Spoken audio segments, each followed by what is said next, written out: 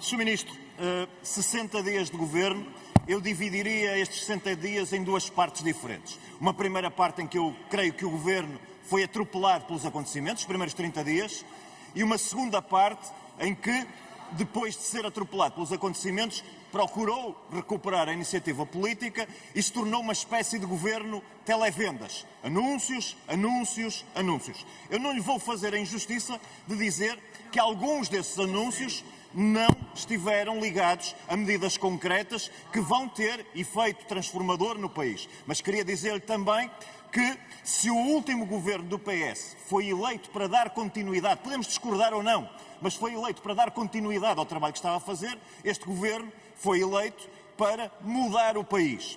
E, portanto, nesta dimensão nós temos que avaliar não só algumas medidas que de facto vão ter efeito, o aeroporto falaram aqui, a verdade é que havia um problema sério de imigração e de falência completamente do Estado e que era importante tomar medidas nessa matéria para ver se recuperamos o controlo da situação e, sobretudo, o humanismo que é preciso ter no tratamento desta situação.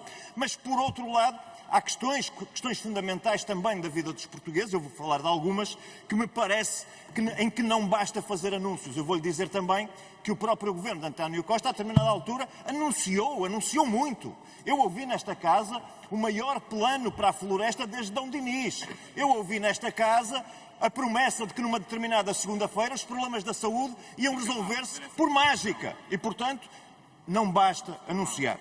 E eu vou-lhe dar alguns exemplos. Vou-lhe dar o exemplo da habitação. Sim, foram tomadas algumas medidas, foram anunciadas. Mas eu creio, Sr. Ministro, que aquilo que foi anunciado, nós temos uma crise de oferta.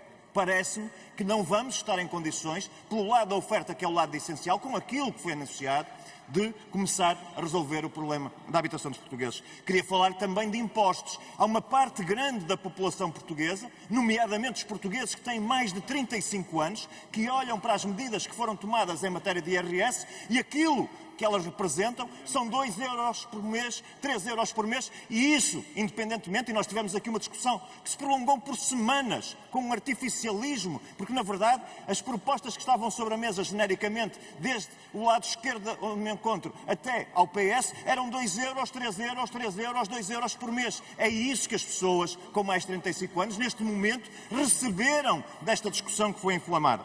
Na saúde, o princípio que o Governo neste momento aplica é o princípio de convocar a capacidade instalada no setor social e no setor privado apenas depois do SNS falhar. Ora, o SNS neste momento falha demasiadas vezes para termos milhares, centenas de milhares de portugueses à espera até que falhe, porque o Governo não quer tomar a medida corajosa de convocar todos. E, portanto, Sr. Ministro, sim, é importante apresentar planos. Sim, é importante que esses planos sejam cumpridos e executados nos prazos. Mas também é preciso ter objetivos. Eu queria lhe perguntar, quantos alunos começarão o novo ano letivo sem professor? Há respostas para isto?